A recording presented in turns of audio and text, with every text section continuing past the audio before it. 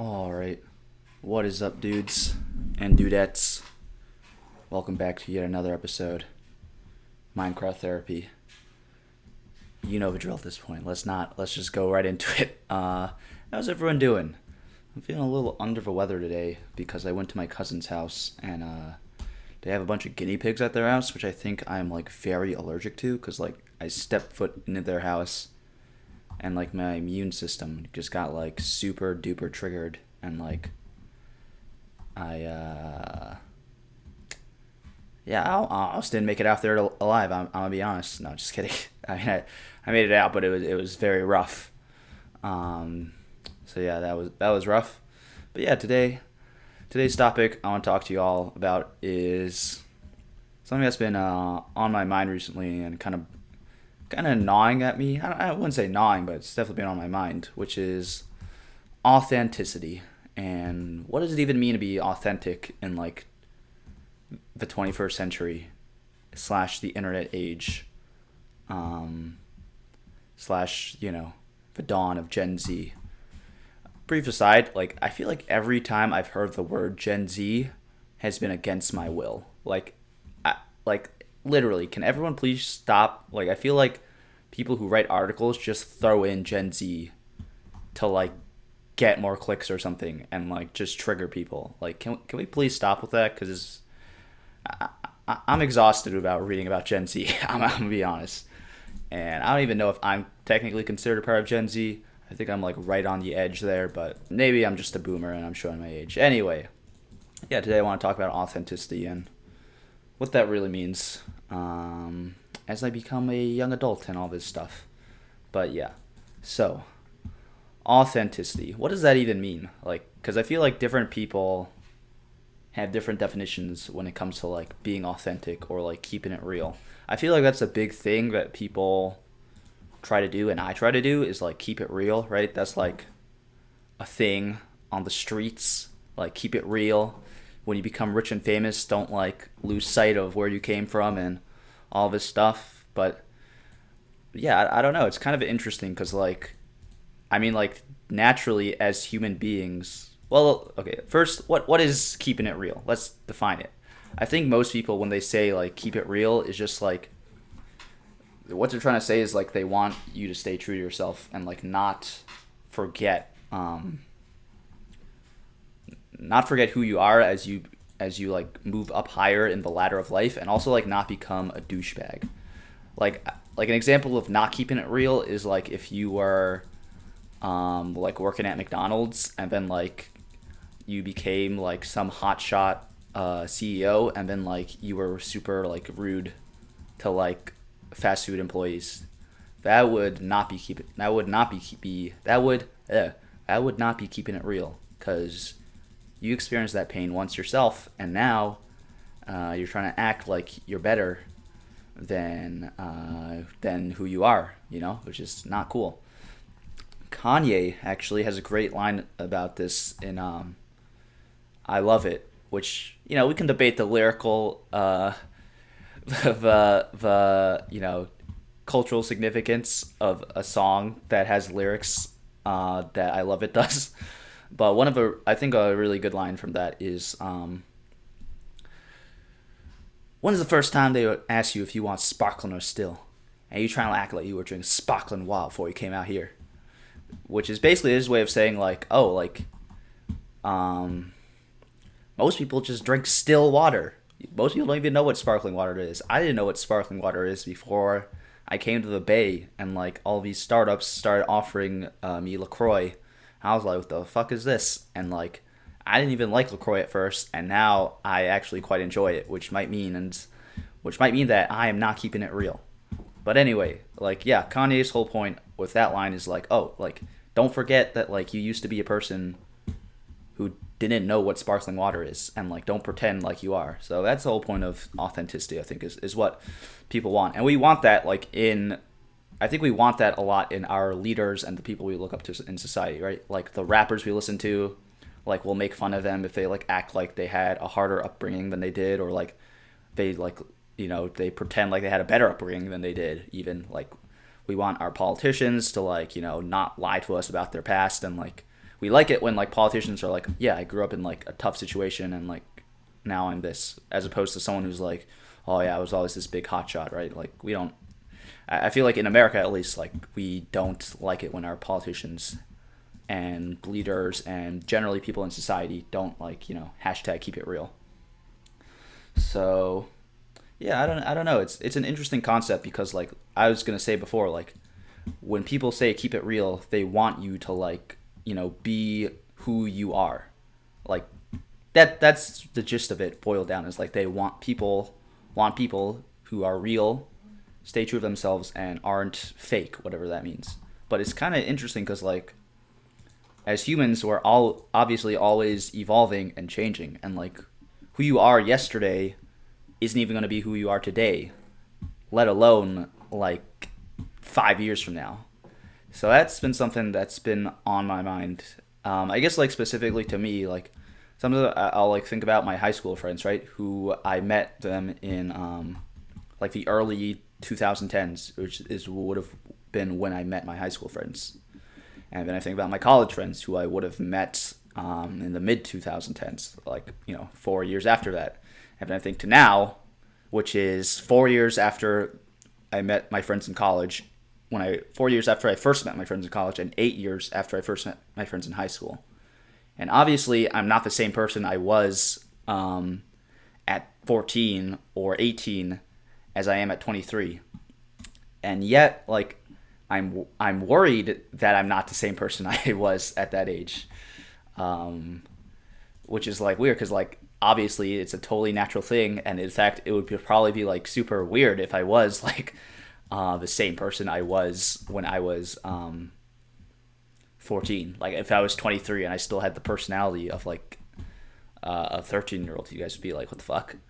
But like that's like the blurry part of staying authentic, I think, that at least for me sometimes I struggle with because like I'm not the same person I was when I was 18.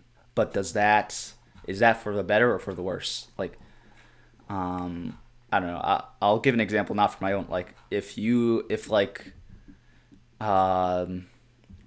you were like a really disruptive kid in like high school, and then like you were like always like cracking jokes and like making fun of your teachers and stuff, and then you grow up and like you're older, and now you're like a mellow dude who has like a nice job, a stable job, and like a nice family and shit. Like someone might be like, oh, that guy changed, he's like, he's not keeping it real, he's like a different person. Someone else might look at the same person and be like, hey, he's improving his life and he's not the same person, which is good. I don't know which one's right there. I really don't know. And I think that's the hard part. And I guess like also it like honestly like it doesn't really concern me. And I think that's another thing in society is like people will judge you for like not being who you were like 5 years ago or like changing. But it like doesn't like it's your life / it's my life. So like why do people care if I've changed myself and I'm a different person? Like I am me and it's my life, so I will decide if I want to change and like mature and stuff like that. So yeah, I don't know. It's kind of interesting, and I don't know. I think it's a fine line to walk, and I don't know what the answer is there. Like, as I'm just rambling here, but like, yeah, keeping it. There's no obvious thing where it's like, yeah, if you cross this line, you're no longer keeping it real. You're being a douchebag.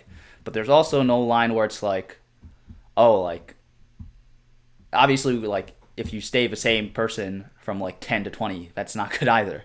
So it's like, okay, like, I don't want to not change, but I don't want to change too much too, and like lose my true self. So like, where is that point? And that's the question I guess we have to answer as young adults, adolescents, and also just throughout our life. I don't know. I think that's one of the things of the human condition maybe is that we have to figure out who we are and what we're going to do and what is that true self. I don't know. I'm kind of rambling here. But yeah.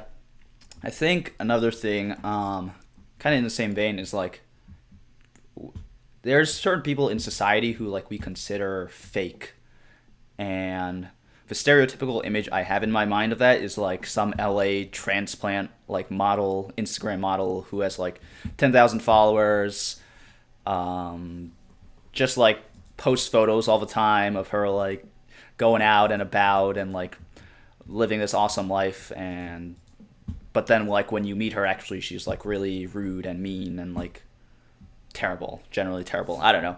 Is that a harmful stereotype to have in my mind about people? Probably. Um, but I don't know. That could be a whole other thing. Like stereotypes that we don't consider as harmful as other stereotypes, but still are harmful nonetheless. Anyway, let's not go down that deep path. But yeah, my image of like a fake person is like some like LA model who's like pretends to be nice but is really mean. Or if you guys ever seen that Netflix show You, like I feel like Beck in that show is really fake because she's always like posting cringy stuff on her Instagram and stuff and like not keeping it 100. But yeah, I don't know, fake people. But and like also it's kind of like who am I to judge like who's fake or not? I'm not. Just to be clear, if you're an Instagram model, I have no beef with you. Do your thing. I fully support that. I'm not saying all Instagram models are fake or mean or pretend to be nice when they're really mean. That is just a stereotype in my head. Oh boy, I've been really Californificationed because like I'm apologizing for things that like in New York I would never apologize for. And that's like a thing. It's like, whoa, am I being authentic there to myself? Because or am I like changing because California is so like PC and like it's making me change? And is that good or bad? I don't know. That was quite meta what I just said there. But yeah, my stereotypical image of like fake person is like this LA influencer or whatever. But it's like who am I to say that's like not a way to live your life or like that's even bad or like that's inauthentic, you know? Like maybe like who am I to say what's the right way to live life? And definitely I'm not trying to say what is the best way to live life because I am a 23-year-old idiot. So definitely like take what I'm saying with a grain of salt. I'm figuring this out with the rest of y'all, but like yeah, I don't know. That's like my stereotypical image of a fake person, but it might not actually be fake and like who am I to say what's fake and what's not, you know? I forgot where I was trying to go with that whole thing, but I think yeah, people often. I feel like most people like point to L.A. when they are trying to like name a city with like the most fake people, or maybe New York. But I feel like New York actually keeps it quite real. But yeah, people. I feel like people point to L.A. and like that's the image I have of when people talk about L.A. So like that's basically I'm trying to define what people think of as inauthentic. So that's that, and kind of looking at my own life, like I feel like authenticity, part of like keeping your authenticity as like you get older is like this kind of like myth making about yourself, right? Because like our lives, like we're constantly like creating a story in our head about like who we are and like what the lives we live mean and like wrapping it very nicely into like a story when in real life like life is never like a quite linear line like that, right? Because like for example, like one thing, like if I wanted to like mythic story about myself, I might bruh, a creeper, I need to get iron so I don't die. But if I wanted to myth make, I might be like, oh yeah, like I grew up in Brooklyn. My parents weren't rich. We like lived in a normal house, and like I studied really hard. I went to prep. I did all these things, and like we didn't have much, but we scraped by. And then like I got into this really awesome school, Stanford, and now here I am, and like I've really worked hard to like get to this point in my life. Blah blah blah blah blah. Oh boy, I really hope I didn't lose my house, but it's got to be somewhere around here. But yeah, that might be one way I might myth make about my life, right? To like make you guys think I'm still the same person by being like, oh yeah, I worked really hard from Brooklyn to what the fuck is going on here? Is my computer lagging? Oh boy. But yeah, that might be a one way to make you guys think that I'm still that kid from Brooklyn, right? So a less generous reading might be like, oh yeah, he grew up in Brooklyn, um, and now he's like some douchey California guy who's like super liberal and like is out of touch with reality and like doesn't understand the struggle of hard work because he just sits at a computer all day and codes. So he's not keeping it real. That's another interpretation of my life, and I feel like the whole myth making process is very important to like. It's just how people like feign authenticity, one way or another, which maybe is a good thing, maybe it isn't. I'm thinking about like Jay-Z and like how he's like basically a billionaire now, but people still treat him like he's that like drug dealer from Brooklyn because like he has this whole narrative about himself about how like he grew up there and now, I mean it is true, I guess it's not a narrative but like it's true, but like you know what I mean, like he's like used that story to his advantage so that people don't be like, oh, Jay-Z's a billionaire now and like he doesn't care about the people. And people probably still do say that about Jay-Z, but like he uses like the facts and his story like very selectively, I guess. Or like there's definitely a story out there that Jay-Z has helped kind of control about his life. I need to find my house. Oh boy, I'm really far away because my house is at 600, wasn't it? Yeah, so that's that. And I guess it also comes back to me because like I feel like sometimes when I'm making like these Stanford videos, not that I don't enjoy making them, but I definitely feel like, damn, am I being authentic or am I just being like a douchey Stanford grad, cash grab by making these Stanford videos and like trying to get subscribers? Am I keeping it real with myself? And besides YouTube, it could also apply to like my job, my life, my personal life. Like, am I keeping it real with my friends, with my work, the whole shebang, And maybe it's like not even worth thinking about, because it's like, yeah, no one's gonna be like truly authentic to like their past selves because we're always evolving as people, but it is a thought, and maybe it's not a productive thought. I don't know. But yeah, I guess I want to segue a little bit from the whole talk about authenticity. I think something kind of related is like comparing ourselves to others. Because at least with authenticity, I feel like I'm definitely comparing myself to like, oh, am I being as real as like someone? The way even that I'm talking is like you can tell I'm not like the like person I used to be because like I'm speaking like such a, I feel like a liberal, like careful with my words way, which maybe is better. Maybe I don't know, but it's definitely a change, and I guess that's what I'm trying to grapple with here. Is like, is changing better? I don't know, but yeah, like I was saying, like comparison is a big thing because we'll often compare ourselves to other people's who maybe are keeping it real more than us. But even beyond that, like I think in life, people often compare their lives to others, like in terms of gauging our own happiness. Like, do I have as much money as this person? Is my car as nice as this person? Is my house as nice as this person? All this kind of stuff. And it's kind of related, I guess, to authenticity because like we have a big like celebrity culture in America. I feel like where we like really worship people who have stuff and are rich and make it and have a lot of money, and the goal isn't really to stay authentic. Maybe it's definitely like better if you stay authentic, but I definitely don't think that is the goal in America. The goal is to get stuff, and then people's happiness is kind of determined by how much stuff they get. But I think that really old quote, comparison is the thief of joy, is really true because like at least the way I think about it, like coming out of Stanford, I definitely like had the thought like I need a 6-figure salary because like that is what like a CS degree and graduating from Stanford with a CS degree is supposed to get me.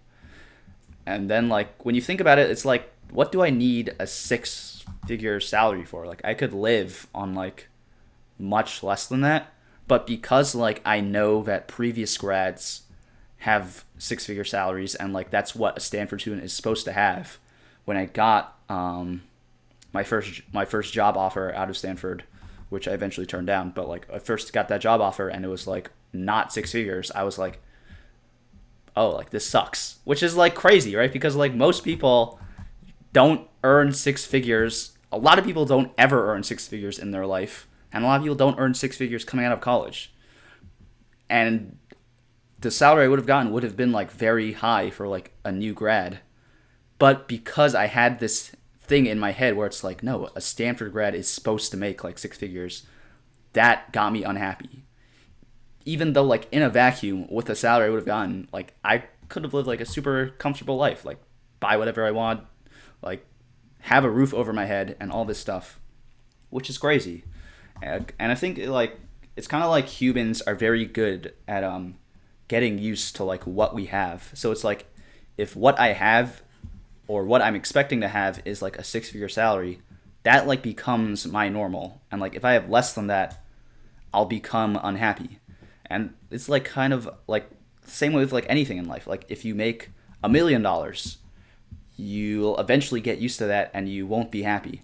Conversely, if you make like super little, you'll find a way to make it work and like be able to find happiness. But like that's why you see like so many millionaires like get depressed and like have to go to rehab and like all that stuff, you know? It's like there's so many stories nowadays about like really famous people not being super happy. I can think about like, I don't know, Justin Bieber. I don't know, like Dave Chappelle talks about how I think he talks about how he was unhappy like when he was making Chappelle's show. Kanye, basically just everyone who's famous I think like has and is rich like is depressed kind of. And it's like, whoa, it's like you guys are millionaires and you guys are depressed. Like that doesn't make sense. And I think it's easy for us as people who don't make $1 million. I'm not saying we should have sympathy for millionaires who are depressed, or maybe we should actually, because like they're people too. But like, I think it's just a human condition thing where like we can have $1 million, but like the money isn't what's gonna make you happy for sure.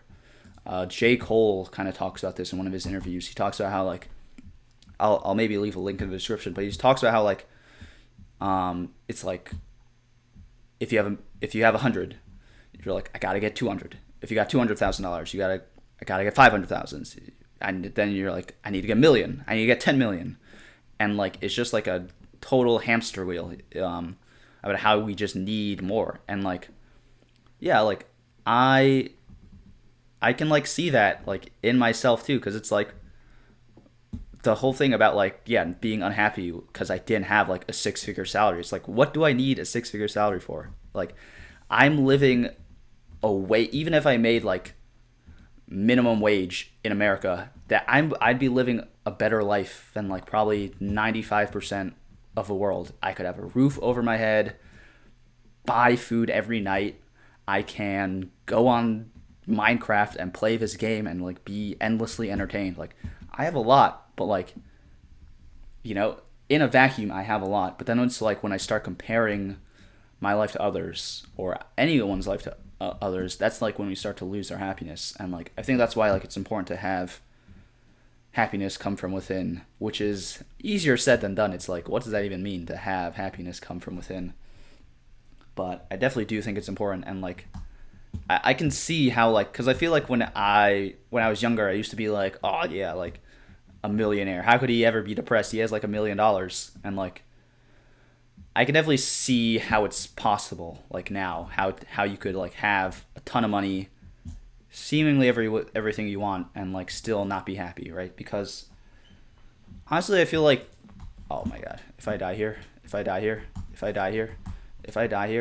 definitely gonna die here. Fuck me. How many times can I die in one video? Can I find that place again? I feel like these videos are just me dying, and then I start all over again by like pillaging my own farm and like going out. Let's see if I can find my stuff again, and then we'll call it a video. But yeah, I don't know. Life is really, and like another example of like like I went to Stanford, right, which is like a really supposed to be like a really good school and like a lot of people's dream school.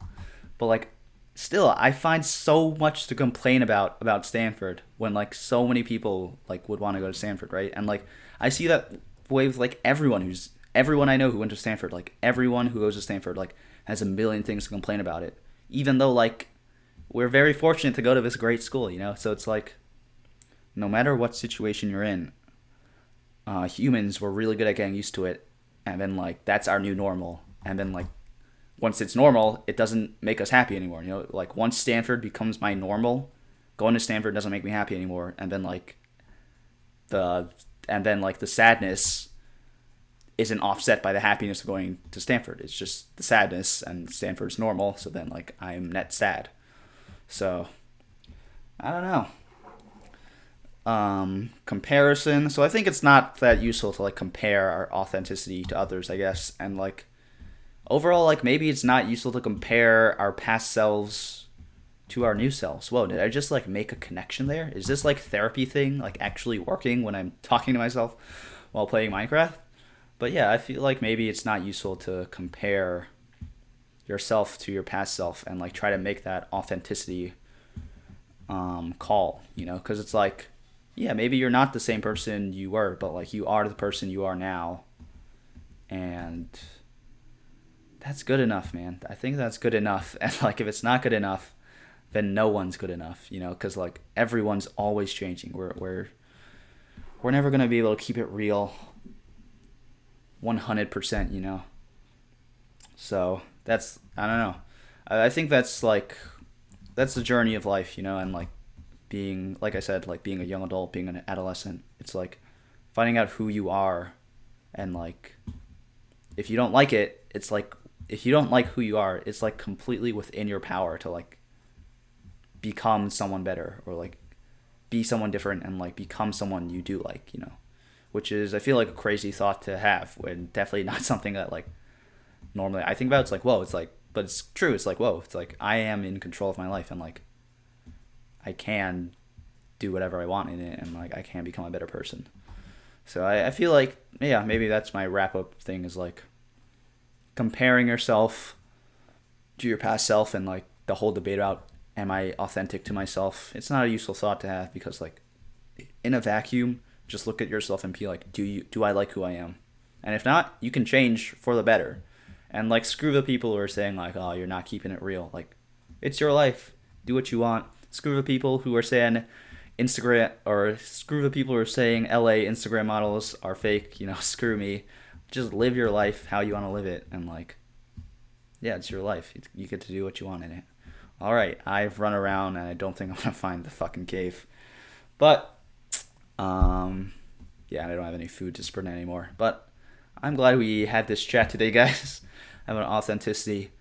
Yeah, feel free to leave a comment, talk about your life. I don't know. What's the question that I'm going to use to drive engagement? Because I'm a hashtag fake motherfucker who's just trying to drive engagement.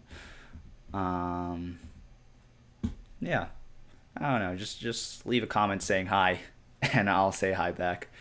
Like the video if you want. Subscribe if you want. All that stuff helps the channel grow. But honestly, I'm super grateful for you guys for even just watching. And yeah, I really never thought that people would want to watch these videos, so I'm super grateful for you for just watching. But yeah, that's it. Keep it real, guys. Stay safe. I hope everyone has a fantastic day, and you guys, you know, become the people you want to be. I believe in you guys. But anyway, yeah. Again, stay safe. Stay sane. I'm walking around in the desert. I'm going to stick around and try to find my items, but I'm probably not going to find it. But yeah. Stay safe, stay sane. Peace.